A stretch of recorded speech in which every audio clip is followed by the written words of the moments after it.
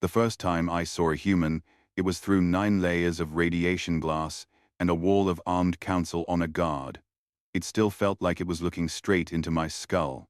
The chamber lights dimmed to emergency amber as the quarantine seal on Bay 13 began to cycle. The air scrubbers changed pitch, sliding from their usual soft hush into a strained, higher whine. A thin chemical bite seeped into my throat sacs, sharp as cut metal, as if the station itself had become afraid and had decided to clean the fear out of us. The Galactic Council did not dim its lights for ceremony, it dimmed them when something had gone wrong, and something had gone wrong inside the quarantine zone. Council Chamber, Orbit of Vera. I am Torlin of the Veran Registry, liaison scribe to Councillor Raccoon, sworn to record and translate in matters of first contact and interspecies arbitration.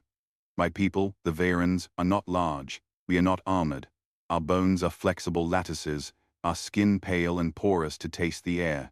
We survive by sensing what others miss, and by speaking before blades come out. It is a profession that keeps you alive until it doesn't. The council chamber was a hollow sphere of layered balconies and angled speaking platforms, built for species that floated, crawled, strode, or coiled. The central well held a shallow gravity field set to standard council comfort, but even so, I could feel the tug different than home, heavier, like someone had filled my blood with sand. Below, the quarantine bay's viewing wall glowed faintly blue-white. Warning glyphs crawled across it in a dozen scripts. The most prominent were in Council Standard, Quarantine Zone, sealed by decree, no contact, no entry, no exceptions. The decree had been in place for 312 council cycles. The zone was called the Black Cradle by those who enjoyed dramatic names. Officially it was Sector Q7, a region of star systems wrapped in an engineered net of interdiction buoys, gravity snarls, and automated defense platforms. It was not a border, it was a cage. Every child in council space learned the same lesson. The species inside had been quarantined for the good of all.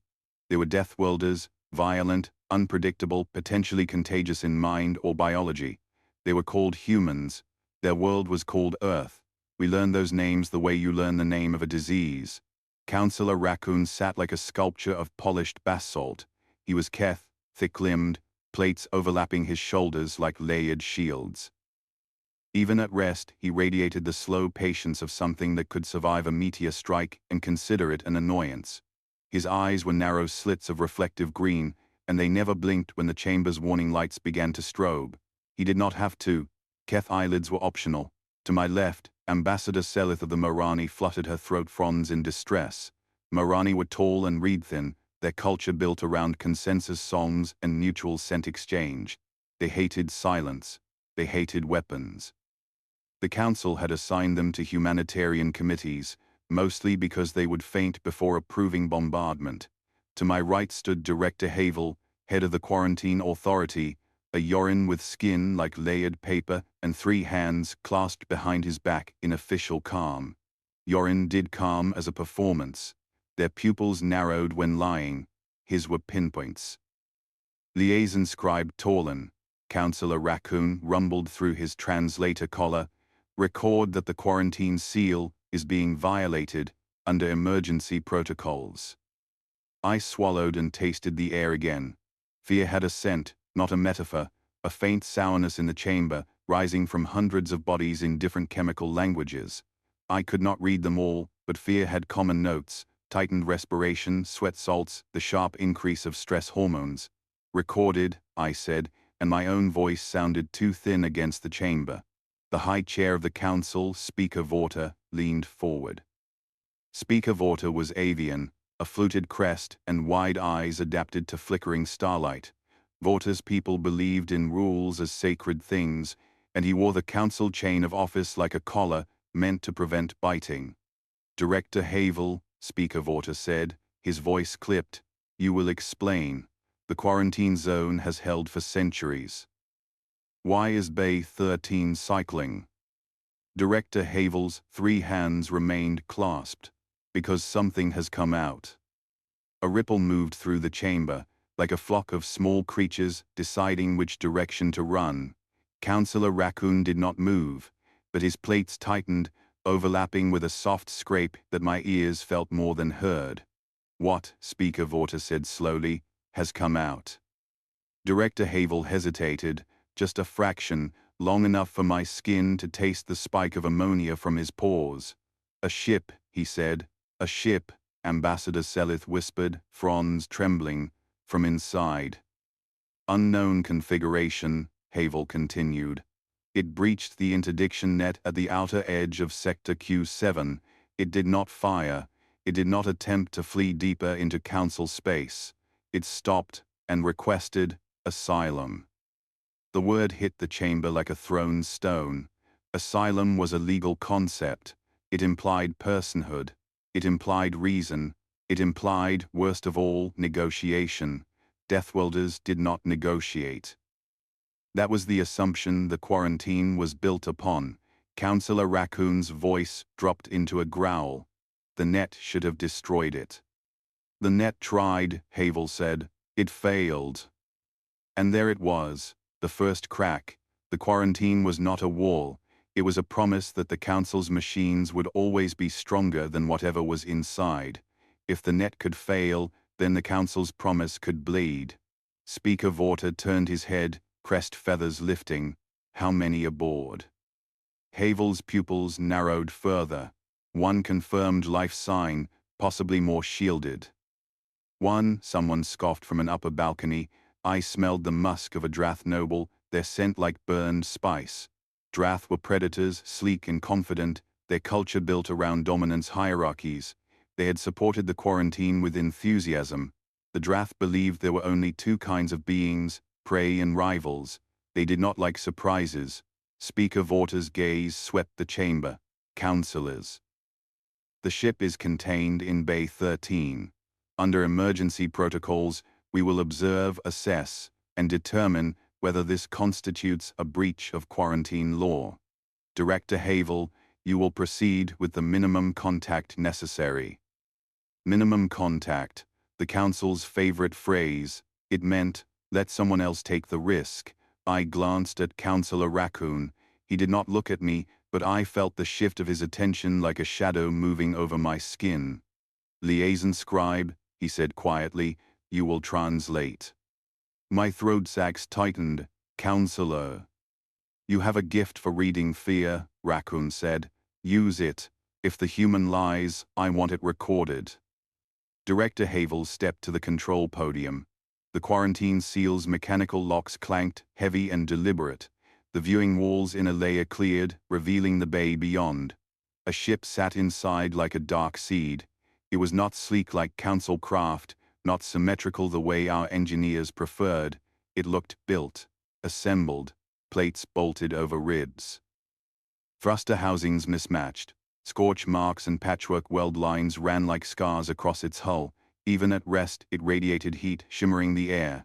And the bay itself, a cavern of metal and force fields, smelled faintly of ozone and old smoke. My skin tasted it through the filtration. It made me think of lightning trapped in a bottle. The ship's hatch was open. A ramp extended down to the bay floor. The emergency amber lights threw long shadows across it. And then the human walked out. I had expected something monstrous. We all had.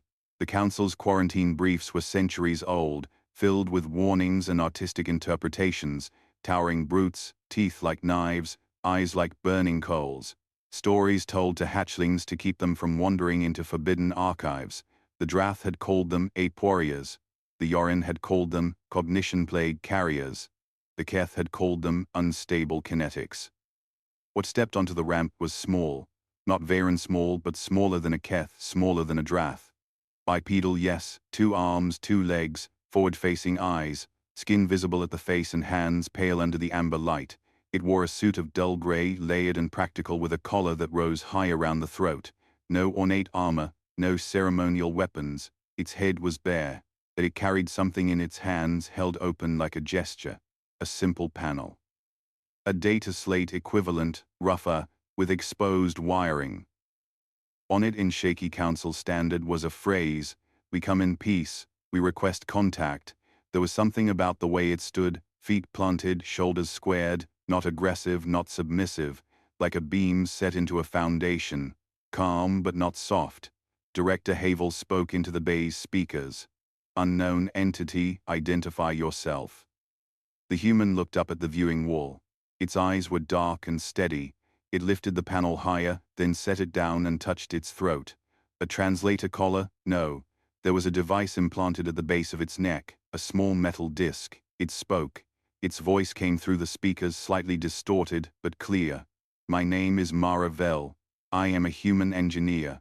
I am here on behalf of the ship Arclamp and the people of Earth."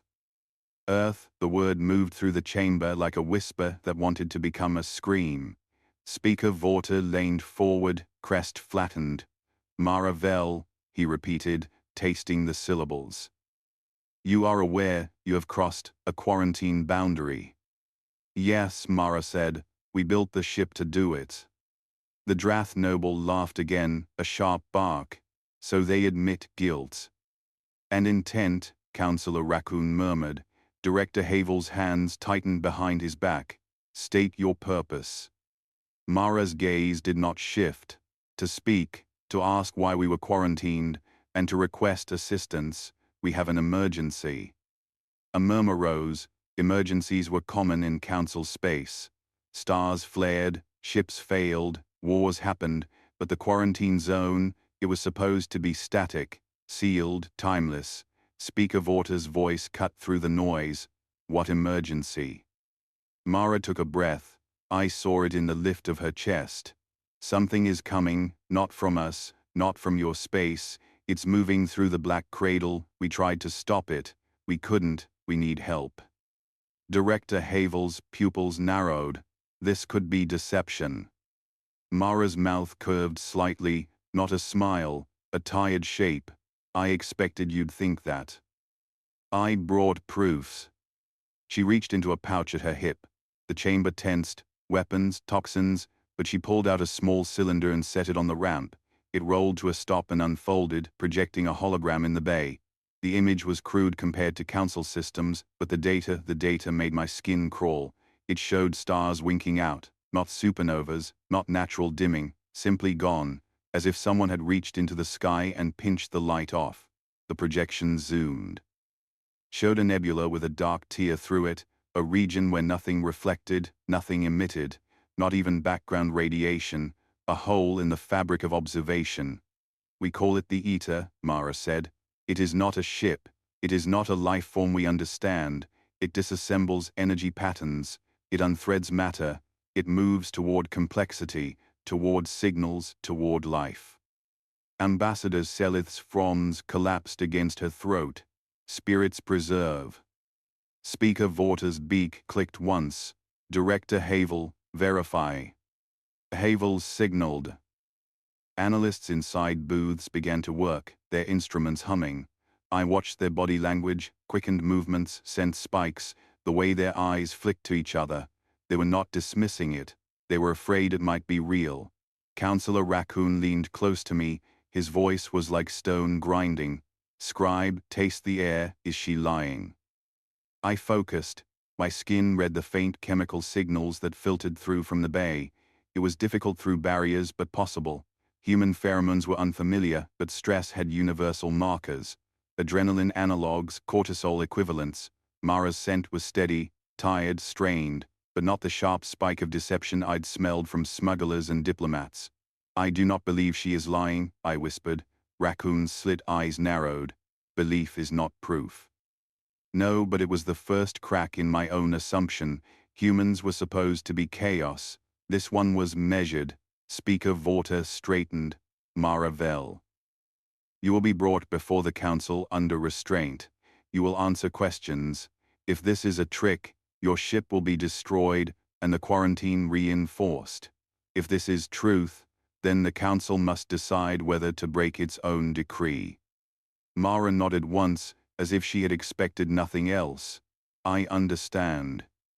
And then, without waiting for permission, she added, "But you need to decide quickly.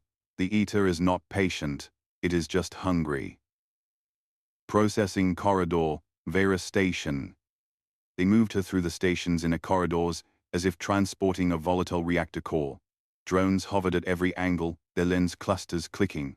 Keth on a guard walked in a heavy ring, their boots sending vibrations through the deck that my flexible bones felt like thunder. Mara walked in the center, hands bound with a field cuff that would have paralyzed most species. She managed to keep her shoulders relaxed anyway.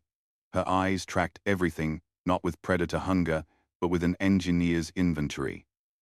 Vents, seams, access panels, the way the station's gravity shifted slightly at junctions, like she was already thinking how it was built. I walked beside Counselor Raccoon and tried not to taste too much.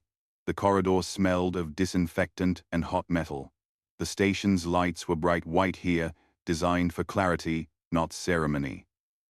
The soundscape was constant, distant machinery, the faint hiss of air cycling, the soft chirp of translator collars. Ambassador Selith drifted on the far side, her fronds wrapped tight, her scent a mix of fear and indignation. She whispered to herself in Morani song phrases, probably trying to calm her pulse. Director Havel walked ahead, posture impeccable. I watched his pupils, still pinpoints, still lying, or simply terrified. We reached the tribunal antechamber. Here the walls were lined with memory stone panels carved with council lore. It was meant to intimidate. I had seen pirates weep here. Mara glanced at the panels. That's a lot of rules. Her translator rendered it in council standard with an odd softness, like the device was trying to smooth her consonants into something more palatable. Counselor Raccoon grunted. Rules keep civilizations alive. Sometimes, Mara said, sometimes rules keep them from living. Ambassador Selith hissed. You stand in the heart of law and speak insolence. Mara turned her head towards Selith. Her expression was not mocking, it was curious. Are you afraid of me, Ambassador? Selith's fronds flared. You are from a quarantined death world. Your species is classified, Mara finished gently. Dangerous, unstable, yes, I read the boy's very dramatic wording. I felt a flicker of heat in my throat sacs. She had read them, of course she had. She had crossed a net designed to kill her, and she had taken time to read the warning labels. That wasn't insanity, that was stubbornness with a sense of humor. Director Havel stopped at the tribunal doors. Human, you will speak only when addressed. Mara's gaze settled on him. Director, you're sweating. Havel stiffened. Yorin did not sweat like most species. Their moisture came in thin sheens along their paper skin. It was visible now, glistening under the lights. Irrelevant, he snapped. It's relevant, Mara said quietly. Because if you're this scared, you've told yourself stories about us for a long time, and stories make people do stupid things. The door seals disengaged with a heavy clunk. Beyond lay the tribunal chamber, and beyond that, the weight of the council's fear. Tribunal chamber, Vera Station. The tribunal chamber was smaller than the Grand Council sphere, designed for close questioning. The air was colder, the lighting sharper, the floor a dark composite that reflected silhouettes like shallow water. Mara was placed on a central platform with a gravity clamp beneath it, a field that could pin her limbs if she moved too fast. It was excessive. Humans weren't known for speed, but fear wasn't known for reason. Speaker Vortis sat above, flanked by counselors in a semicircle. Counselor Raccoon on one side, Ambassador Selith on the other, and Counselor Jassik of the Drath perched with coiled tension, tail flicking in irritation. Jassik's eyes were golden slits. His teeth showed when he breathed. The rest of the council watched through hololinks, their faces floating in translucent panels. 1,000 species, 1,000 expressions of worry. And me at the scribe station, my fingers poised over my recording slate, my skin tasting every shift in air. Speaker Vorta began. Mara Vel, you will answer in truth. The council has authority to execute intruders under quarantine law. Mara nodded, understood. State your position and intent. I'm an engineer, she said. Ship systems, infrastructure, salvage. I was chosen because I'm calm under pressure and because I can explain technical things without screaming. A few counselors shifted. Humor, even dry, was unexpected from a quarantined species. Speaker Vorta clicked his beak.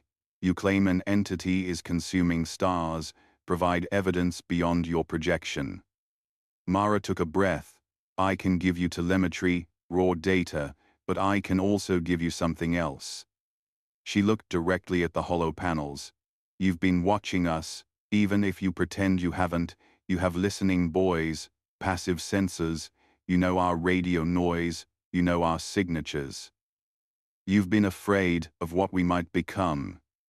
Director Havel's pupils narrowed to nothing. Mara continued. Then check your own records. Look at the outer edge of the quarantine net for the last 20 cycles. You've had missing pings, interference, background radiation anomalies. You chalked it up to net decay. You told yourselves it was fine. Speaker Vorta's crest lifted. Director. Havel's voice was tight. There have been minor anomalies. Mara's mouth curved again. Tired. Minor until your wall starts to rot. Counselor Jacek leaned forward, tail curling. You speak as if you know us, as if you are equal. Mara turned to him. I don't know you, but I know fear. I know the math of what happens when a system is built on fear instead of facts. Jacek's lip pulled back. Facts. Your species was quarantined after the Rift Wars. You killed envoys. You weaponized entropy. You infected ships with madness. The chamber went still. I tasted the air. That was old accusation. The kind spoken so often it became sacred. Mara blinked. For the first time her calm cracked, not into anger, but into something like hurt. We did not have envoys, she said slowly. We did not have FTL during your Rift Wars. We were barely out of our first orbital habitats. Speaker Vorta's eyes widened. You deny the historical record. I deny your assumptions, Mara said. If you quarantined us because of something humans did, show me a ship. Show me our signature. Show me anything that isn't a story. Counselor Raccoon's plates shifted. The quarantine decree is older than your claimed technology level. Mara nodded, yes. A low murmur spread. That was the second crack, not just the net failing, but the reason for the net. A twist in the foundation. Speaker Vorta's voice became quieter, more dangerous. If not you, then who?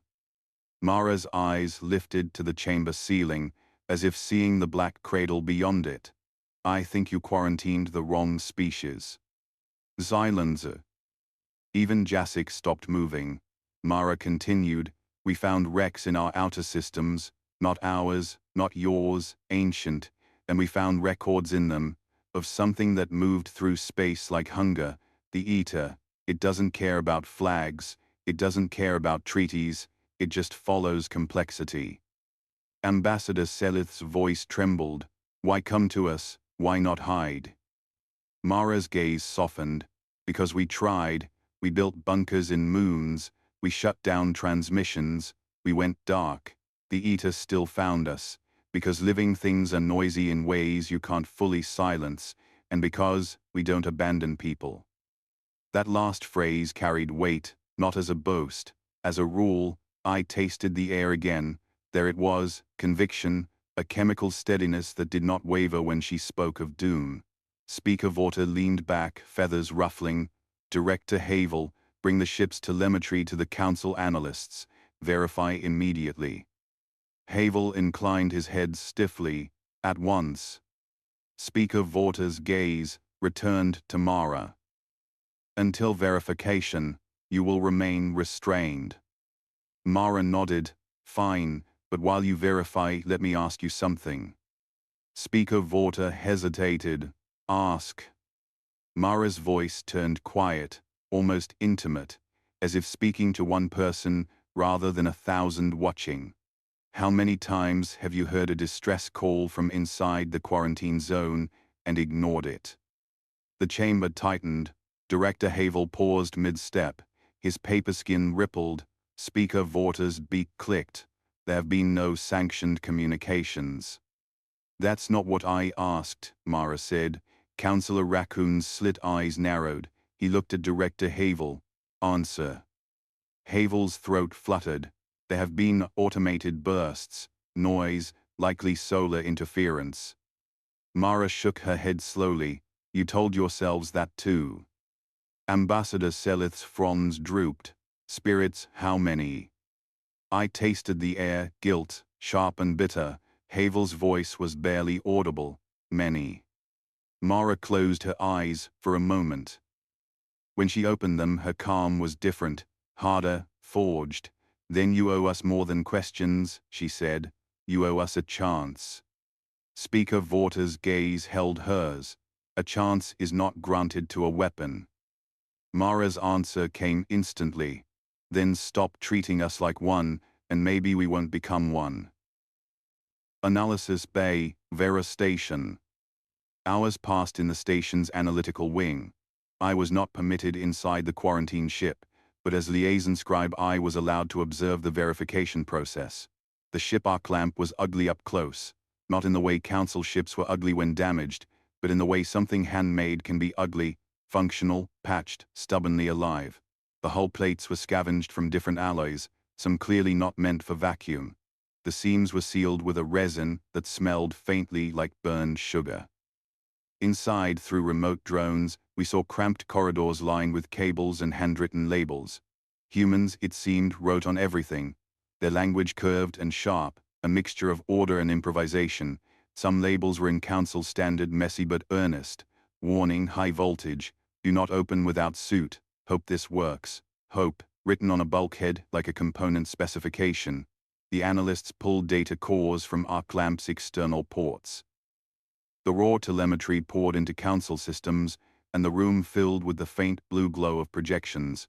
Star maps, energy spectra, gravitational anomalies.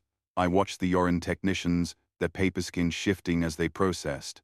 I watched Keth engineers lean in, their heavy fingers surprisingly delicate over controls. I watched Marani observers tremble, scenting distress in the air. And I watched Director Havel stand rigid, as if his posture could hold the universe together. Then one of the analysts made a sound. It was not a word, it was a noise of disbelief. Speaker Vorta, the analyst said over comm, verification confirms the anomaly. Stars in Sector Q7 are going dark. Patterns match the human telemetry within acceptable error. The room went colder, though the temperature did not change. It was the feeling that shifted, the sense that the world had just become larger and more dangerous. Director Havel's pupils widened slightly, fear breaking through performance. And, the analyst added, voice tightening, the interdiction net's missing pings align with the anomaly's approach. It has been touching the net for cycles. Touching, like fingers testing a door. I felt my throat sacs tighten. How long until it reaches council space? The analyst's hands shook as he adjusted the projection. At current trajectory, 3 to 4 cycles, less if it accelerates. 3 to 4 cycles. Not long, not enough for a council that debated for 10 cycles over the color of diplomatic banners. Director Havel whispered, impossible. I found myself staring at the projection where a region of space was simply gone. No light, no dust glow, no cosmic background. It was a hole in understanding. And a thought, uninvited, crawled into my mind. If the council had been wrong about the humans, what else had we been wrong about? Tribunal chamber, later. Speaker Vorta reconvened the tribunal with urgency that bordered on panic. The chamber filled again with hollow panels, more crowded than before. Voices murmured. Scents mingled, fear, anger, a strange undercurrent of shame. Mara stood on her platform, still restrained. Her face was paler now, lips dry. She had been waiting alone for hours while the council verified the truth. When Speaker Vorta spoke, his voice was different. Less certainty, more weight. Mara Vel. Verification confirms your telemetry. The anomaly is real. Mara exhaled slowly. Thank you. Councillor Jasik's tail lashed. This could be your doing, your weapon. Mara's eyes snapped to him. If it was our weapon, do you think we'd be running toward you instead of using it to break your net and conquer you? Jasik's teeth flashed. Perhaps you are weak, perhaps you failed to control your own creation. Mara's jaw tightened. Humans create a lot of things we can't fully control. That's why we build safeguards. That's why we argue ethics until we're sick. That's why we... She stopped, swallowed. That's why I'm here instead of hiding. Speaker Vorta lifted a claw. Enough. The question before the council is twofold. 1. Do we provide assistance to humans and potentially break quarantine law? 2. Do we accept that quarantine law may have been founded on false premises? A stir, the second question was more dangerous than the first. Laws were identity. Councillor Raccoon spoke, voice low. The first question is simpler. If the Eater reaches council space, it will not respect quarantine decrees. We must respond. Ambassador Selith's fronds unfurled slightly, hope creeping in. We can help. Humanitarian aid. Evacuation corridors. Councillor Jasik snorted. And if humans are a trap, you would open our heart to a predator. Mara's voice cut in sharp. I'm not asking you to love us. I'm asking you to not let an entire region of space get erased because you're embarrassed. Silence, then a few surprised clicks and murmurs. Humans, it seemed, did not soften truths for diplomatic comfort. Speaker Vorta's crest rose. You accuse the council of embarrassment. Mara met his gaze. Yes, because fear is easier when you can call it caution. Director Havel stepped forward, paper skin trembling. This is unacceptable. The quarantine decree is absolute. It was set by our ancestors. Your ancestors might have been wrong, Mara said. Havel's 3 hands clenched. Our ancestors witnessed the Rift Wars. They witnessed the human threat. Mara's eyes narrowed. Show me. Havel's pupils flickered. The records are sealed. Mara laughed once without humor. Of course they are. Councillor Raccoon turned his heavy head toward Havel. Director, you will unseal the records, now. Havel stiffened. I do not have authority. Speaker Vorta's beak snapped. You do now. By tribunal, emergency. For a moment Director Havel looked like a sheet of paper held over a flame. Very well, he whispered. A hollow panel in the chamber shifted. New data streamed. Ancient footage, grainy and distorted by time. It showed a battle in deep space. Ships exchanging energy beams. Explosions blooming like silent flowers. And among them a vessel marked with a symbol that the Council archives labeled human. Except, I had studied human radio patterns. Human language. Human metallurgy. The ship in the footage was too sleek, too cold. Its movements too precise, like a machine pretending to be alive. Mara stared at the projection, brow furrowed. That's not us. Councillor Jasik hissed. It bears your mark. Mara leaned forward against her restraints. That mark is not ours. It's close, but wrong, like someone drew it from memory. Speaker Vorta's voice was tight. Director Havel, explain. Havel's throat fluttered. This is what our ancestors recorded. The ships came from the region that would later be quarantined. They spoke in signals that matched to human. Mara's eyes sharpened. Matched human, or matched something you later decided was human because it was convenient. Ambassador Selith whispered, someone framed them. The chamber trembled with sudden realization, not certainty, suspicion, but enough. Councillor Raccoon's plates scraped as he leaned forward. If humans were quarantined unjustly, then we have committed. We don't have time for guilt, Mara said quietly. We have time for action. Speaker Vorta stared at the ancient footage, then at the map of stars going dark. His crest slowly lowered, a gesture of reluctant humility in Vorta culture. Maravel, he said, what assistance do you require? Mara's shoulders sagged, relief and exhaustion mixing. We need 2 things, We need your faster ships to move people, and we need your science, your sensors, your ideas. Because whatever the Eta is, it's beyond what we can fight alone. Counselor Jasik's tail flicked. And what do you offer in return? Mara's eyes turned to him, and for the first time I saw something that made my skin prickle. Not anger, resolve. We offer our stubbornness, she said, and our engineering, and our promise that if we build something terrible to stop this thing, we will not turn it on you. Jasik laughed softly, a promise from a quarantined deathworlder. Mara's voice hardened. A promise from a species you've been afraid of for 300 years. Think about that. Docking ring, Vera Station. The council voted in emergency session. The decision was not unanimous. It rarely was, but the majority carried.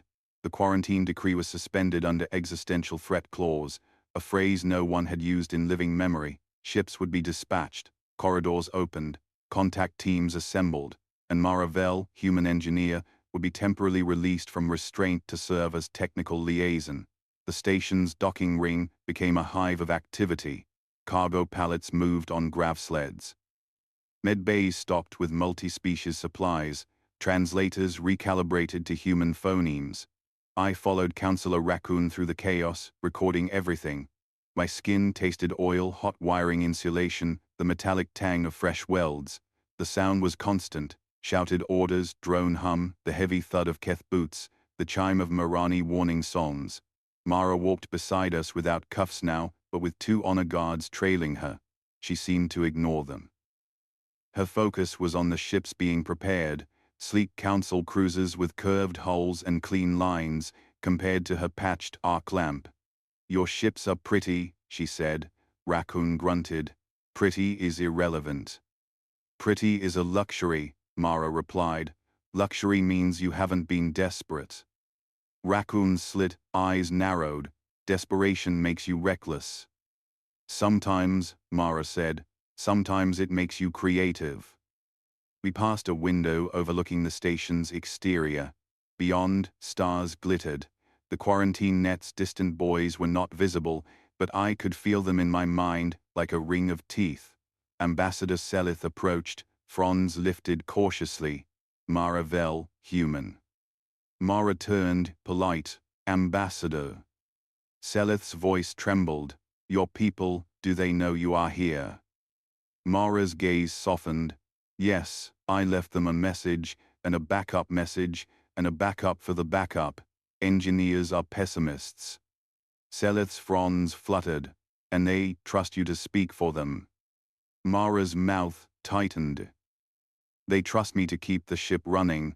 They don't trust anyone to speak for them. Humans argue, it's kind of our thing. Selith tilted her head. Then why were you chosen? Mara looked out the window again. Because I was the one who said we should try.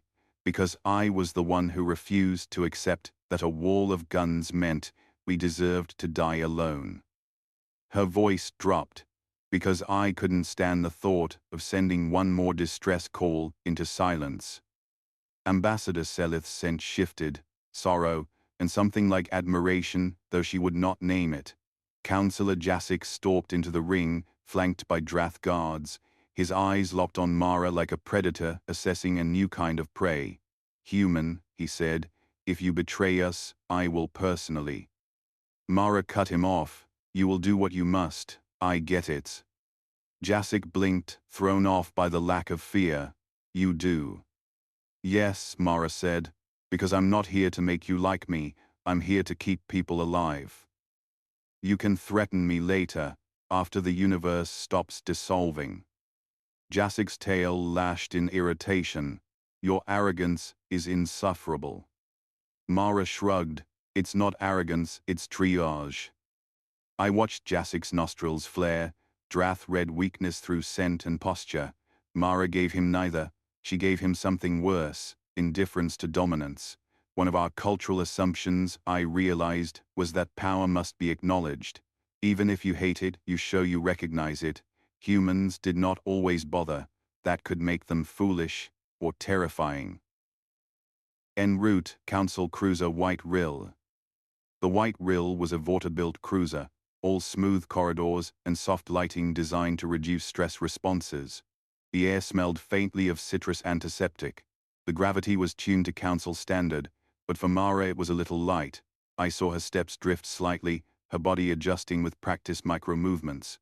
She wore a borrowed pressure jacket now, tailored quickly by fabricators. It hung oddly on her shoulders, as if the material couldn't quite decide how a human was shaped. I sat across from her in the briefing alcove, my slate on my knees. Councillor Raccoon stood nearby like a wall. "You requested the Council's science," Raccoon said. "We have provided ships. We have provided analysts. Now explain your plan." Mara rubbed her eyes. The skin around them was darkened with fatigue. "We don't have a plan. We have options. None are good." "Speak," Raccoon said. Mara took a breath. "We tried to attack it. Energy weapons didn't register. Kinetic impacts didn't register. We tried to lure it with decoy transmissions. It ignored them unless there was complexity behind them. We tried to hide. It still found us." Ambassador Selith, appearing in a hololink, whispered, "How?" Mara's gaze focused. "We think it senses pattern density, like a predator smelling blood, but for information. Life makes patterns, minds make patterns, societies make noise." Raccoon's plates tightened. "Then we are doomed. Council space is dense." Mara shook her head. "Maybe, unless we change what it senses, unless we feed it something else." I felt my skin prickle. "Feed it." Mara nodded slowly. "We have an idea, a human idea, and I need you to understand. It is irrational, it is dangerous, and it might work." Raccoon's voice was flat. "Humans follow irrational rules." Mara almost smiled. "Yeah, one of ours is, no one gets left behind." Ambassador Selith's fronds fluttered. "That is not a rule, that is a poem." "It's a rule," Mara said. "And it makes us do impossible things." Raccoon's slit eyes narrowed. "Impossible things get people killed." "Yes," Mara said quietly, "and sometimes they save everyone else." She leaned forward. "We think the Eater is drawn to complexity. We can't hide complexity, but we can concentrate it. We can build a beacon, not a signal beacon, a pattern beacon, something so dense with structured information that it can't ignore it." I felt my throat sacs tighten. "You would lure it." "Yes," Mara said, "away from populated systems, toward a place we choose, a trap." Raccoon's voice rumbled, "And then?" Mara's jaw set. "Then we do the only thing that has ever stopped hunger. We cut off the meal." "You propose starvation," Raccoon said. Mara nodded. "We propose to isolate it inside a field, a containment, something like your quarantine net, but turned inward, a cage around the predator." Raccoon's eyes narrowed. "Our net failed." "Because it wasn't designed for this," Mara said. "And because it was built with assumptions. Humans don't build with assumptions." I almost laughed at that, but the sound caught in my throat. Humans were full of assumptions, but they were willing to test them until they broke. Mara continued. "We can build a containment using your grav technology and our improvisation, but there's a cost." Raccoon's voice dropped. "State it." Mara's gaze did not waver. "The beacon has to be made of minds." Silence. The White Rill's hum seemed suddenly louder. Ambassador Selith's fronds collapsed. "No." Mara held up a hand. "Not like that, not in a cruel way, but the densest patterns we know are living cognition. We can't build a beacon out of pure math. It won't care. We need a city of thought, a lattice of interacting minds." Raccoon's voice was rough. "You would sacrifice people as bait." Mara's eyes sharpened. "I would sacrifice myself before I ask someone else, but yes, the trap requires a lure. Unless you have another way." Councillor Raccoon stared at her for a long moment. His scent was minimal. Keth did not broadcast like Veyron's, but I saw it in the way his plates lifted and settled. Conflict. Our second cultural assumption, I realized, was that self-preservation was the highest rational goal. Council space had survived by avoiding unnecessary risk. Humans, according to Mara, had built a rule that sometimes overrode self-preservation entirely, and they called it triage, or honor, or simply. No one gets left behind. It was irrational, and it was the kind of irrationality that made empires tremble. Forward outpost, Deep Drift Station. Deep Drift Station was a frontier hub near the quarantine boundary, a utilitarian wheel of metal and rotating habitats. It smelled of recycled air and cheap protein paste. The lighting flickered in some corridors, and the gravity wavered in pockets where generators were old. It was also the closest safe point to Sector Q7. We arrived to find chaos. Refugee ships were docking in waves, spilling frightened crews into the station's corridors. Some were human small craft that had managed to slip through gaps in the net once the decree was suspended. They looked like arc lamp, patched, scarred, functional. Others were council vessels that had ventured too close and returned with tails of stars dimming. In the station's command hub, a projection showed the Eater's path, a dark arc through the black cradle. The whole moved slowly, inexorably, like a tide. And on another screen, an alarming set of numbers. The quarantine net's defensive platforms were going offline one by one. "It's eating the net," a Keth officer said, voice strained. Director Havel stood near the projection, paper-skin pale. He looked as if he had aged a decade in a day. His performance of calm had cracks now. Mara stepped up to the console, fingers moving across controls with surprising familiarity.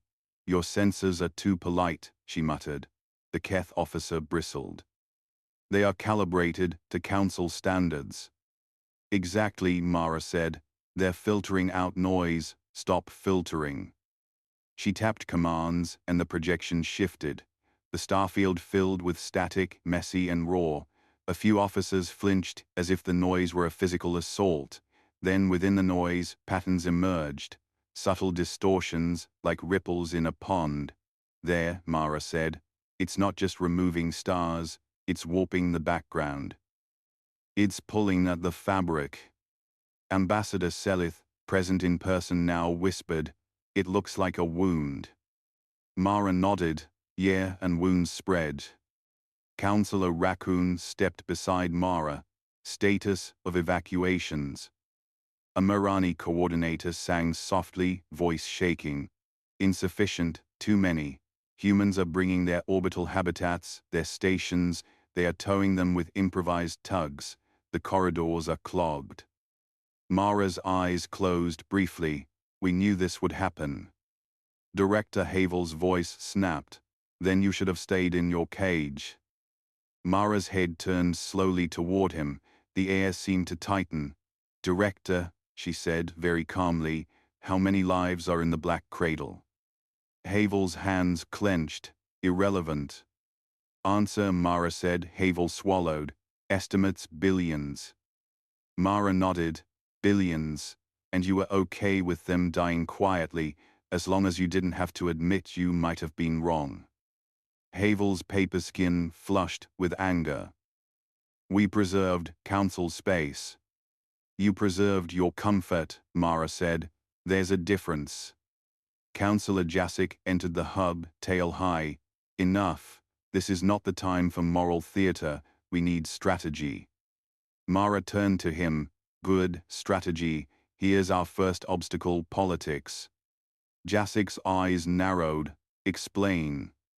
Mara gestured at the evacuation numbers. "Your council ships won't dock with human habitats unless they're sanitized. Your med teams won't treat humans without quarantine suits. Your pilots hesitate to enter our space because they still think we're a plague." Ambassador Selith's fronds drooped. "They are afraid. And their fear is killing people," Mara said. "So we either fix politics, or the Eater doesn't need to eat us. We'll collapse ourselves." Raccoon rumbled, "How do we fix it?" Mara looked at me, at my slate.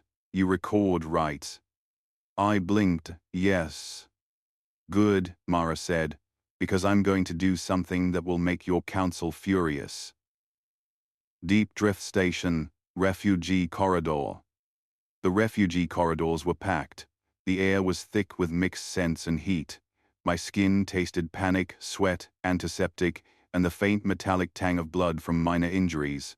The noise was constant, crying, shouted translations, the hiss of pressured doors. Humans moved through it like a different kind of creature. They were loud, not in volume, but in presence. They touched each other, hands on shoulders, arms around backs, physical contact that many council species considered invasive outside of bonded groups. They did it automatically, like a stabilizing reflex. And when a Marani medic hesitated before approaching a human child with a fever, a human woman stepped forward, pulled off her own oxygen scarf, and wrapped it around the child's face, then looked up at the medic. "Please," she said. "I don't care if you're afraid of me, be afraid for her."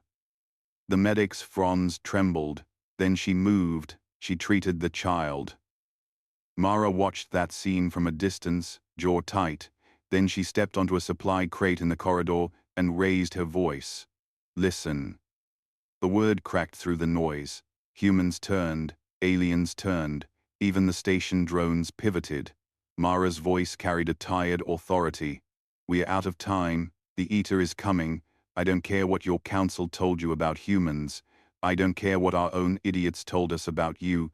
Right now, we're all just living things trying not to vanish."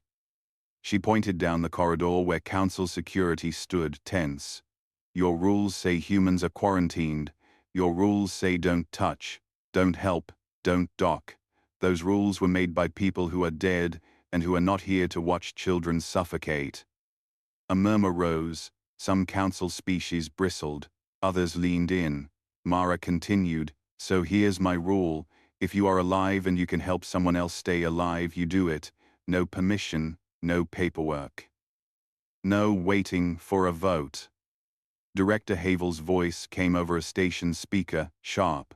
"Human Mara Vel, you are inciting disorder." Mara looked up at the speaker. "I'm inciting survival." She turned back to the crowd. "If you have hands, use them. If you have a ship, fly it. If you have fuel, share it. If you have fear, fine, keep it. Just don't let it drive." A human voice shouted, "What about the council?" Mara's answer was immediate. "The council can arrest me after we're not dead." For a moment, silence. Then a Drath cargo pilot stepped forward, tail twitching. "You would defy law." Mara met his gaze. "I would defy extinction." The Drath hesitated. Predators valued courage, even in rivals. Then he spat a scent mark of agreement and shouted to his crew. And like that, the corridor shifted. Humans began to organize, not with formal ranks, but with quick questions and decisive movement.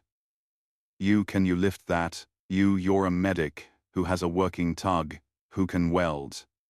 Aliens watched, then joined, drawn into the current. Ambassador Selith stood beside me, fronds trembling, eyes wide. "She is rewriting social order in a corridor." I swallowed. "She is breaking cultural taboos." Selith whispered, almost reverent, "And it's working." I tasted the air. Fear was still there, but now there was something else layered beneath it: purpose. The first obstacle, political paralysis, was being punched through not by a vote, but by one human standing on a crate and making law feel small compared to life. I realized then that humans did not treat rules as sacred. They treated them as tools, and tools could be dropped when the fire came. Deep Drift Station, Command Hub, later. Director Havel stormed into the hub, paper skin rippling. Councillor Jasic followed, eyes bright with anger. Councillor Raccoon stood like a boulder in their path. "This is unacceptable," Havel hissed. "The human is destabilizing the evacuation protocol." Mara looked up from a console, where she had been rerouting power lines with station engineers. Protocol was failing. The council did not authorize. "The council is slow," Mara said. "The Eater is not." Speaker Vorta appeared in hollow, crest tight. "Mara Vel, Your actions have spread across the station. Species are ignoring quarantine hygiene. You risk biological contamination. Mara's expression softened slightly. Speaker, we've been breathing recycled air in tin cans for centuries. You think we didn't learn sanitation? She tapped the console. A file opened. We brought our med protocols. Here, take them, adapt them. Humans are messy, but we're not stupid. Ambassador Selith leaned forward. She is right. Their medical logs show rigorous containment practices. Jasik's tail lashed. That is not the point. The point is control. Mara's eyes snapped to him. Control is a luxury. Survival is a necessity. Raccoon rumbled. Enough. We have a second obstacle, tactical. The projection shifted. The Eater's path had changed slightly. It was bending toward Deep Drift Station's region. It senses us now, a Keth officer said. The refugee density, the transmissions. Mara clenched her jaw. We are drawing it. Raccoon's gaze was heavy. Your plan to lure it requires a beacon. Mara nodded. Yes, but not here. We need distance. We need a place with infrastructure we can build on. Speaker Vorta's hollow flickered. There is an abandoned megastructure at the edge of Sector Q7, an old ring station, uninhabited. It was once a research outpost. Director Havel's pupils tightened. The Null Ring. Mara's eyes sharpened. Null Ring, good name. Havel's voice was strained. It was shut down after incidents. Mara looked at him. What incidents? Havel hesitated. Entropy anomalies. Mara's gaze snapped to the projection of the Eater. You mean the same thing? A hush fell. Raccoon's voice was low. Then the Null Ring is not abandoned. It is a scar. Speaker Vorta's crest drooped slightly. It is also our only platform close enough to build a containment net. Mara nodded. Then that's where we go. We build the beacon there. We lure the Eater there. We cage it. Jasik's eyes gleamed. And if the cage fails, we lose the ring and everyone on it. Mara's voice was quiet. Yes. Ambassador Selith whispered. We cannot ask civilians to. We won't, Mara said. We'll use volunteers, trained, prepared, and I will be on the ring. Raccoon stared at her. Why? Mara's answer was simple. Because I won't ask anyone to do something I won't do. I tasted the air, not bravado, not martyrdom, commitment, and I felt my fear shift slowly into something else. Confusion, then insight. Humans were not terrifying because they were violent. They were terrifying because they would step into a furnace if they believed someone else might be spared the heat. Transit convoy to Null Ring. The convoy to Null Ring was a strange procession. Sleek council cruisers alongside patched human haulers, tugs pulling sections of habitat modules, cargo barges stacked with generators and grav coils, med-ships painted with Marani Sen sigils. I stood in the observation blister of the white rill and watched the stars stretch as we jumped. The jump felt like pressure on my bones, a brief compression, then release. The light outside smeared into pale ribbons. Mara stood beside me, arms folded, eyes fixed on the starfield, as if she could calculate the distance by instinct. You're quiet, I said. She glanced at me. I'm tired. You are also brave, I said, and the word felt clumsy in my mouth. Mara's mouth twitched. Brave is what people call you when you're out of options. I hesitated. Why did you come, truly? Mara's gaze returned to the stars. Because my sister is on a habitat in the cradle. Because my friends are there. Because when the quarantine went up, we didn't know. We just grew up under a sky that had a fence around it. We thought we were alone. She swallowed. Then we learned we weren't, and we learned you'd been listening to us scream for help and calling it noise. Her voice hardened. I came because I refused to let our story end as a footnote in your archive. I felt a pang, sharp and unexpected. Shame, perhaps, or the sting of realizing my own comfort was built on someone else's silence. I believed the quarantine stories, I admitted softly. Mara looked at me. What did they say? I hesitated, then spoke. That you were a cognition plague, that you spread madness through contact, that you would weaponize anything, that you killed envoys. Mara's expression tightened, pain flickering. We've never had envoys. I know, I said. Mara exhaled. Then someone did, someone who wanted you to be afraid of us. Who? I whispered. Mara's eyes narrowed. We found wrecks, like I said. And in them we found a symbol, not ours, but close, like the one in your footage. She pulled a small data chip from her pocket and handed it to me.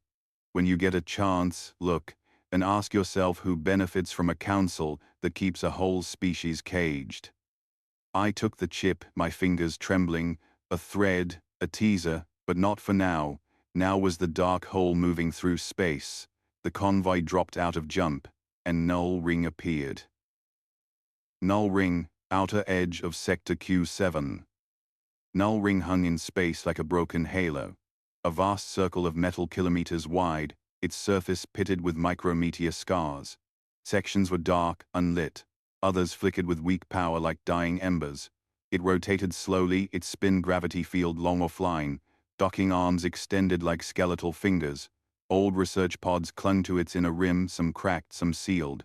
As we approached, my skin tasted something through the ship's filters, a faint ozone tang, like distant lightning. It made my throat sacs tighten.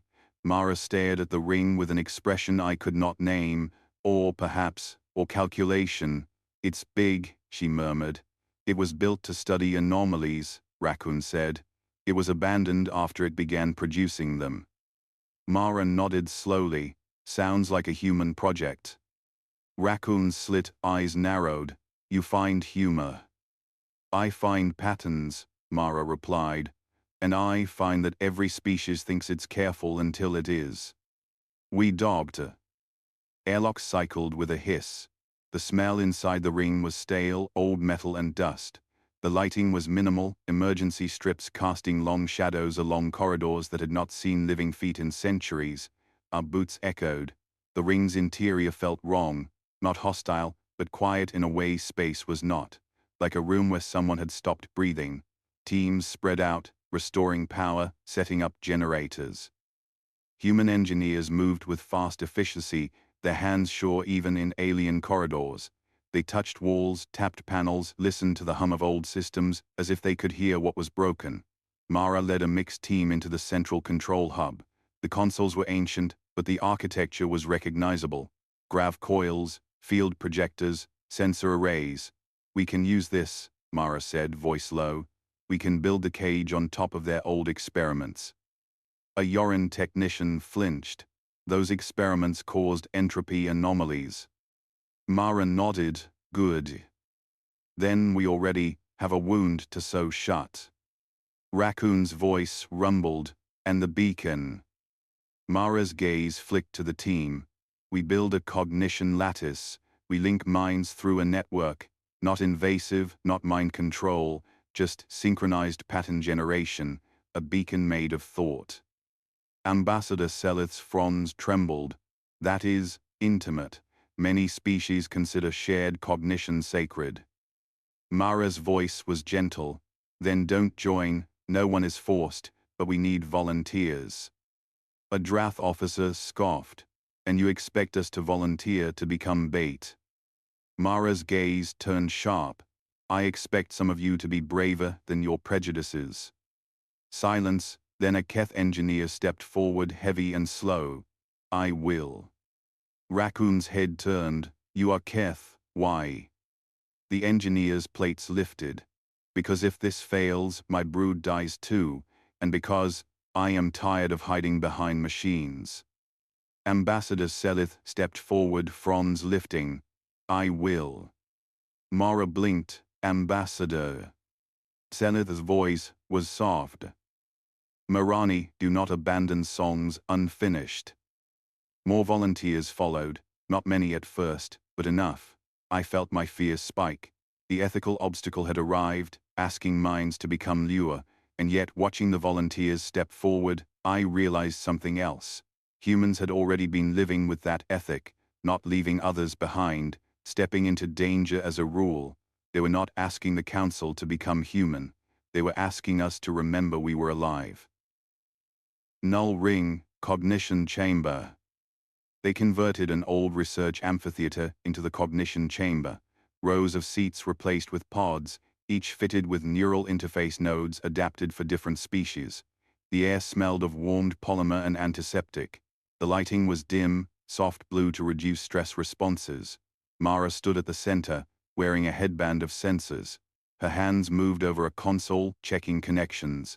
I stood behind the observation glass with Counselor Raccoon and Director Havel. Havel had insisted on coming, his authority tied to the quarantine's legacy. He looked sick. Speaker Vorta's hollow hovered above the chamber, his crest tight with worry. Mara spoke into the chamber. Once we start, you might feel disorientation, a sense of presence. You might taste colors or hear shapes. That's normal. If it becomes too much, tap out. No shame. A Drath volunteer snorted. Shame is all. Mara looked at him, then use it. Let shame push you into doing something better. The Drath's tail twitched, but he did not leave. Mara took her place in a pod. The volunteers settled. Interface nodes lowered, soft clicks, a faint hum, and then the system activated. I could not see the cognition itself, but I could feel the change in the air. A subtle pressure like the station's gravity had shifted slightly. My skin tingled. The hair-like sensory filaments along my arms lifted. The chamber's lights dimmed further. Projections filled the space, fractal patterns shifting and complex. Not random, structured, like a language made of geometry. A beacon.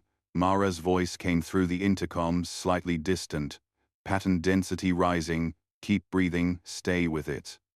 Speaker Vorta whispered, "Is this safe?"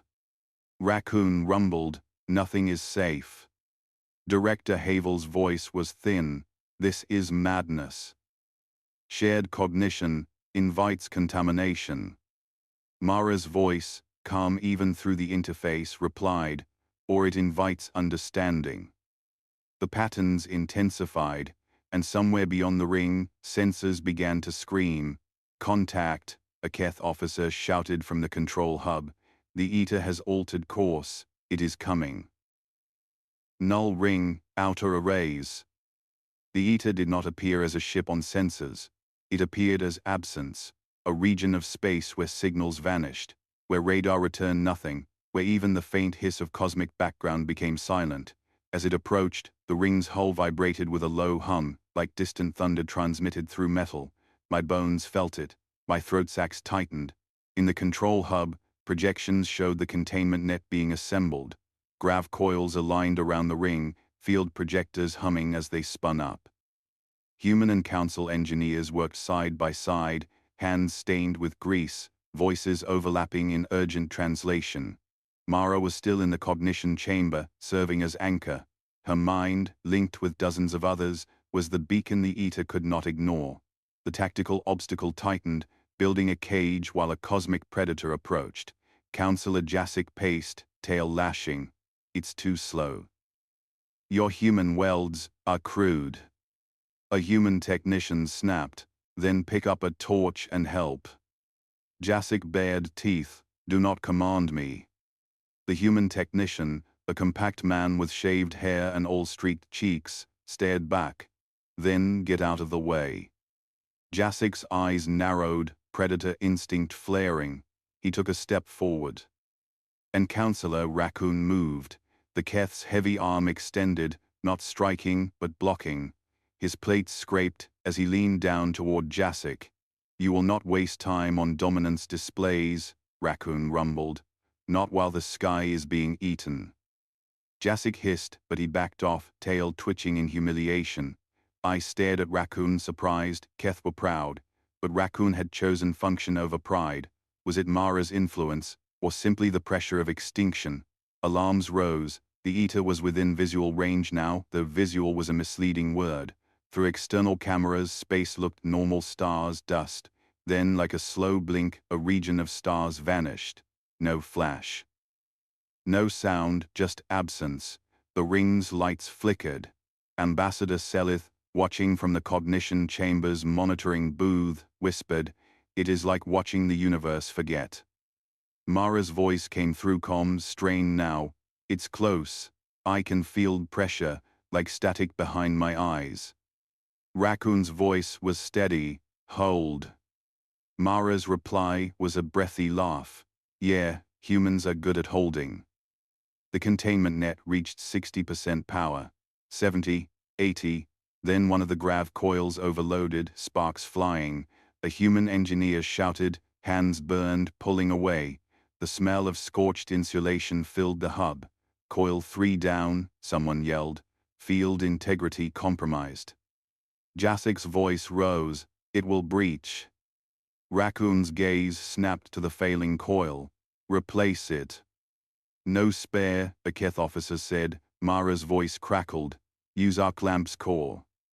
Silence. Arclamp's core was human, patched, unstable by council standards. It was also the only thing with enough output to substitute. Raccoon's voice was low. "That will destroy your ship."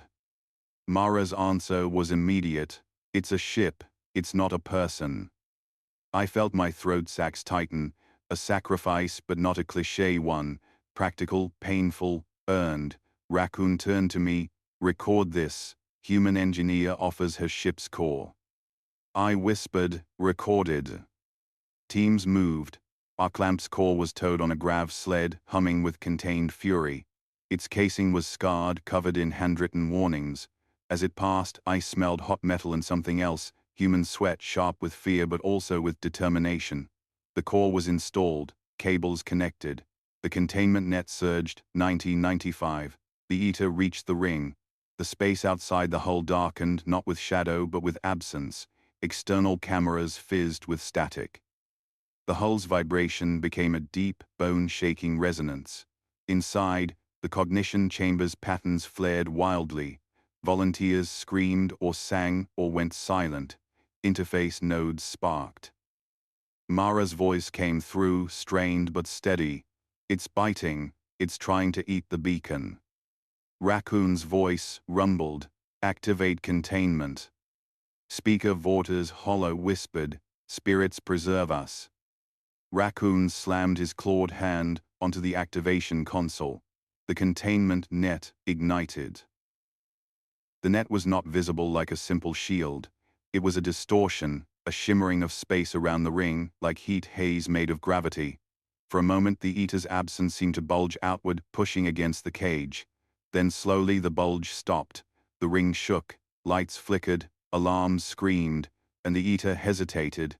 It had been hungry, it had been unstoppable. Now it was contained, pressed against an invisible boundary that did not yield. A cheer rose in the hub, ragged and brief, immediately choked by the next wave of alarms. "Field stability dropping," a Yoran technician shouted. "Arclamp core overheating." Mara's voice crackled. "It's not just contained, it's learning." Raccoon's slit eyes narrowed. "Learning." "It's probing the net," Mara said, breath hitching. "It's adapting." The tactical obstacle shifted into the scientific. The Eater wasn't a dumb force. It was responsive. It could find weaknesses. "We can't hold it forever," Mara said. "We need to do something else." Speaker Vorta's hollow flickered. "What else?" Mara's voice dropped, quiet. "We need to feed it something it can't digest." Silence, Jasek hissed. "Nonsense." Mara continued. "It eats complexity by unthreading it, so we give it complexity that fights back, a pattern that loops, a paradox, something that forces it to spend energy without gaining." Raccoon rumbled. "You propose a weapon of thought." Mara's voice was tired. "Yeah, and that scares me more than the Eater." Ambassador Selith's voice trembled over comm. "What kind of pattern?" Mara paused, A human one. Raccoon's gaze sharpened. Explain. Mara's voice steadied, and I felt something shift in the air, like the moment before a storm breaks. Humans have a thing, a habit. We make stories, myths, narratives. We build meaning where there isn't any. We can take suffering and turn it into purpose. We can look at a void and decide it's a challenge. She inhaled. The eater is hunger, it's emptiness. So we give it a story it can't erase. We flood it with meaning until it chokes. Jacek laughed harshly. You think poetry stops cosmic predators? Mara's voice snapped, sharp as a tool dropped on metal. I think stubbornness does, and poetry is stubbornness wearing nice clothes. Raccoon's plates scraped. How? Mara's answer was the human reveal, the galaxy's own moment, sliding into place like a blade. We link the cognition lattice into the containment net, she said. We turn the net into a mind, not a person, not sentient, but a pattern generator. We feed the eater a looped narrative structure, self-referential, recursive, full of contradictions that are still stable because humans hold them anyway. Hope and fear, love and rage, duty and doubt. We live with paradox, we function in it. She took a breath. We make it chew on that until it exhausts itself. Silence filled the hub. I tasted the air, awe, disbelief, horror. Director Havel whispered, that is insanity. Mara's voice was quiet, that's humanity. Speaker Vorta's crest lowered, you would weaponize your own minds. Mara's voice softened, we already do, every time we choose to keep going. Raccoon stared at the containment projections. Cost. Mara's pause was longer this time. The volunteers might not come back the same, maybe not at all, the net might burn out, the ring might collapse, and I will have to be the anchor. Why you? Raccoon demanded. Because I built the interface, Mara said. Because I know how to keep it from turning into mind control. Because I can pull the plug if it starts to hurt someone. Her voice dropped. Because if we're going to do something terrible, it should be done by someone who hates that it's necessary. I felt my skin go cold. The Council had feared humans for centuries, imagining them as reckless monsters. The truth was worse and better. Humans could build terrible things. And then choose not to use them for conquest, choose to use them to save strangers, and choose to pay the cost themselves. That was the terror and the beauty. Null ring, cognition chamber, escalation. They rerouted cables, connected the cognition lattice to the containment net. The chamber's hum deepened, vibrating in my bones. The air smelled of hot circuitry, ozone, sweat. Volunteers were already strapped in, faces pale, fronds trembling, plates tense. Mara stood at the console, hands shaking slightly now. She was calm, but her calm had cracks. The kind that came when you knew exactly how bad it could get. I stood at the observation glass, recording. My throat sacs felt tight. My skin tingled with static. Raccoon stood beside me. His massive presence was oddly reassuring, a wall against chaos. Director Havel hovered behind, paper skin trembling. He looked like he wanted to run. Speaker Vorta's hollow was silent, crest flattened. Mara spoke into the chamber. This will feel like drowning in thoughts that aren't yours. Remember your own name, hold it. If you lose it, follow the sound of my voice. A Mirani volunteer sang a low, steady note, anchoring herself in melody. A Keth volunteer closed his eyes, plates lifting and settling in slow rhythm. A Drath volunteer bared his teeth, not in aggression but in determination. Mara sat in her pod. The interface nodes lowered, the chamber dimmed, and then with a shudder that ran through the ring, the cognition lattice connected to the net. The projections exploded into color, not just geometry now but images, memories, sensations. I smelled it even through the glass, an impossible mix, like tasting someone else's life. The containment net outside shimmered brighter, its distortion sharpening. The eater pressed against it, and for a moment the absence seemed to ripple, as if disturbed. Then, through the sensors, we saw something that made the hub go silent. Within the eater's void, faint sparks appeared, as if it was trying to process, as if it was choking. Mara's voice came through comms, strained. Feed it, keep feeding it, don't let the loop break. Volunteers' vital signs spiked. Some screamed, some went still, eyes wide. Raccoon's heavy hand tightened on the railing. Hold. The net held. For minutes that felt like hours, the Eater's pressure fluctuated, probing, adapting. The containment net groaned under stress. Our clamp's core glowed dangerously, its temperature climbing.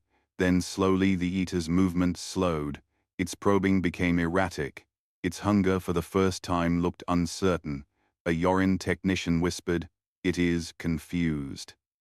Mara's voice, ragged, laughed softly. "Good, confusion means it's not winning." The net stability readings began to climb, 98%, 99, and then, with a sudden collapse like a breath released, the Eater's void shrank, not disappearing, but compressing inward, as if the containment net and cognition loop had forced it to fold into itself. The ring's hull stopped vibrating. Alarms quieted, the chamber lights steadied, and in the cognition chamber, silence fell. Null ring, aftermath. They rushed into the cognition chamber as soon as it was safe, med teams pushing carts of scanners and oxygen packs. The air smelled of sweat and burned insulation. The lighting was too bright now, harsh on exhausted faces. I followed, recording, my legs unsteady. Mara's pod opened. She slumped forward, restrained by straps.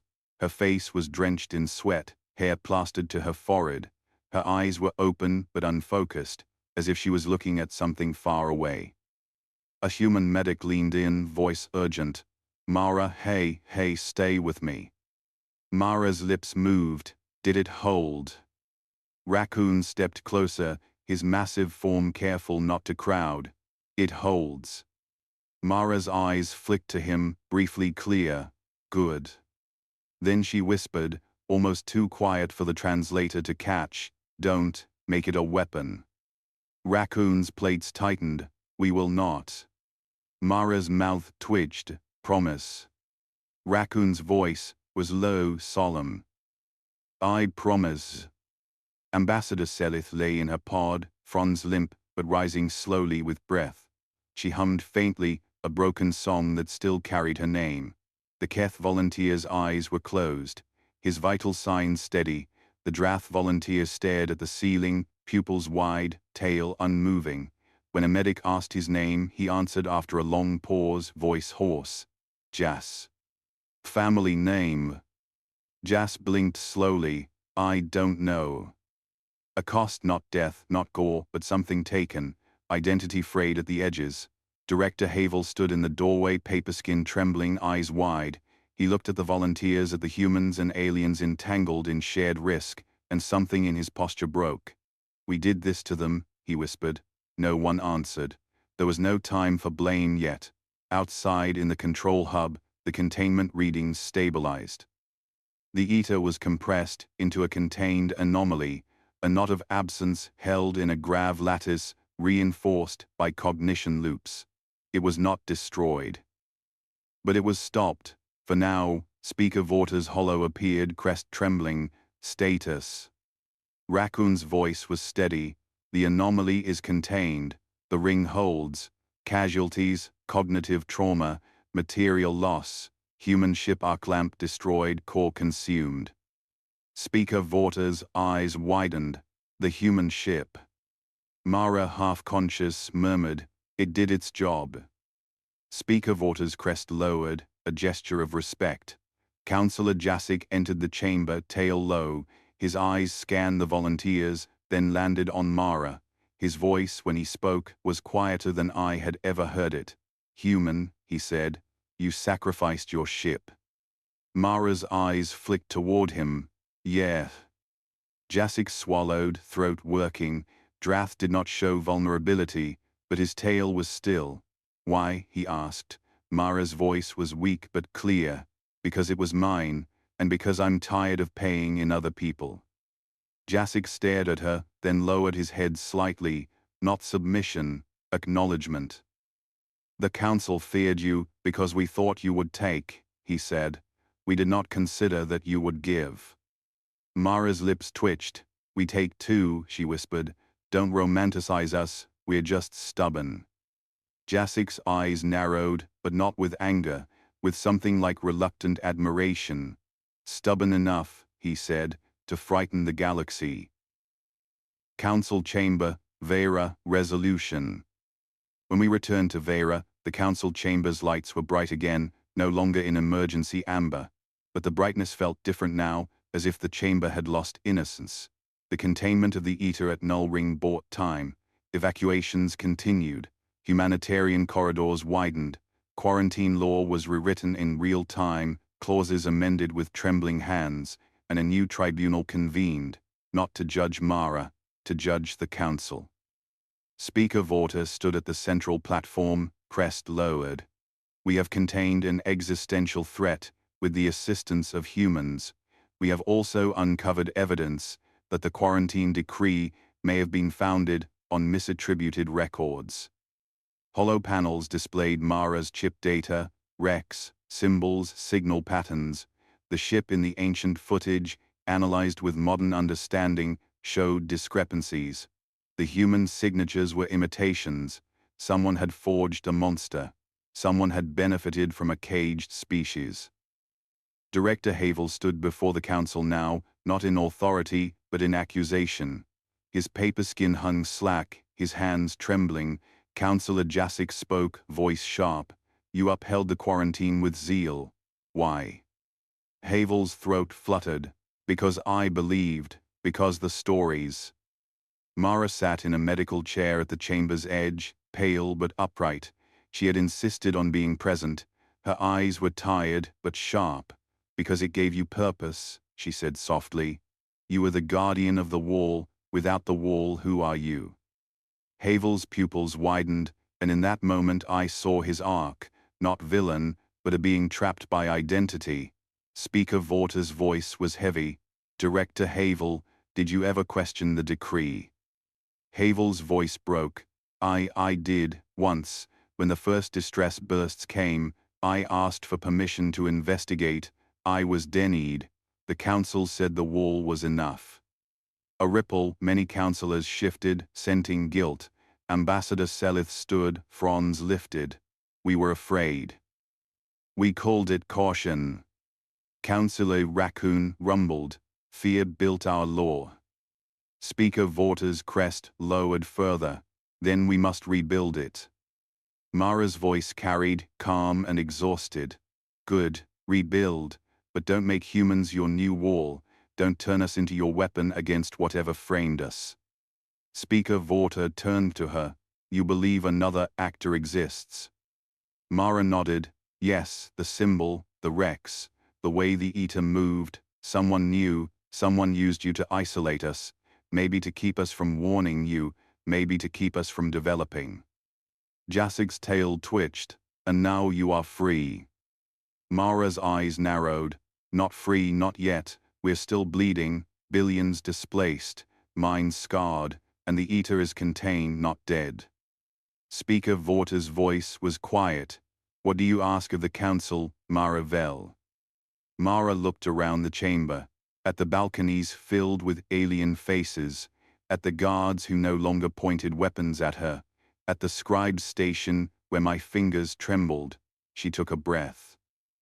"Recognition, not as a myth, not as a disease, as people and partnership, because whatever's out there, it's bigger than your old fears."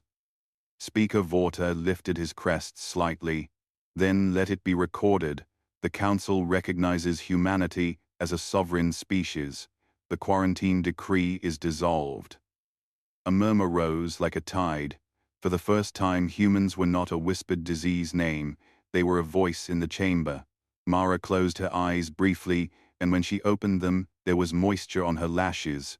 She blinked it away quickly, as if embarrassed. "Thanks," she said, voice rough. "Took you long enough." A few councillors bristled, but many did not. Because after watching a human turn a cosmic void into something that could be held, impatience felt earned. I felt my own arc settle in my chest. Fear when I first saw her through glass. Confusion when she spoke like a person.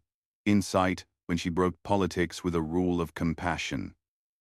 And now, respect mixed with a trembling edge of terror, because if humans could do that for strangers, what could they do if they ever decided we were enemies?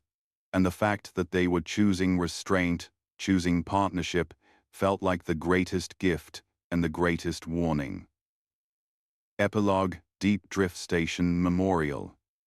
Weeks later, Deep Drift Station had a new corridor. It used to be a maintenance passage, stained with oil and lined with exposed pipes.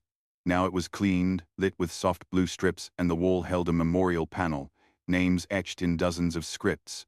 The volunteers from Null Ring, those who returned altered, those who did not return at all. The Drath volunteer Jas sat in front of the panel, tail wrapped around his legs. His eyes were distant. His name had been written as simply Jas, no family line. He stared at it like it might give him back what he lost. Ambassador Selith stood beside him, fronds gently brushing the air, singing a low Morani tone meant for healing. It smelled like sweet resin and morning. I approached with my slate, recording a final note for the council archives. My skin tasted the corridor, antiseptic, faint burned metal, the soft salt of tears from multiple species. Mara stood at the far end, leaning against the wall. She looked thinner, her hands were scarred now from work at Null Ring. She watched the memorial in silence. I stepped beside her. You saved council space. Mara's mouth twitched. We bought time. That is still more than anyone expected, I said. Mara glanced at me. What did you expect? I hesitated, then admitted. I expected monsters. Mara nodded slowly. Yeah, me too sometimes. I grew up with stories about what was outside our fence. Turns out everyone does that. She looked back at the memorial. The difference is what you do when the fence breaks. I swallowed. And what will humans do? Mara's eyes hardened, then softened. We'll keep building, we'll keep arguing, we'll keep making terrible tools, and then trying to be wise enough not to misuse them, and we'll keep showing up. She pushed off the wall. Because that's what we are. We're the species that shows up, even when it's stupid. A quiet laugh, especially when it's stupid. I felt my throat sacs tighten. The council will want your cognition weapon. Mara's gaze snapped to me sharp. And that's why I told Raccoon to promise, and why I'm going back to Null Ring. To do what? I asked. Mara's voice was quiet. To make sure the loop can't be turned outward. To make sure it stays a cage, not a spear. She paused, and to find out who framed us. I thought of the symbol on the Rex, the wrong human mark, the way the Eater had moved like something guided. You think someone is still out there? I said. Mara nodded. I know it. The station's intercom chimed, and a voice announced a new arrival at the docking ring. An unmanned probe recovered from the edge of Sector Q7, bearing an unknown insignia. Mara's eyes narrowed. There's your teaser.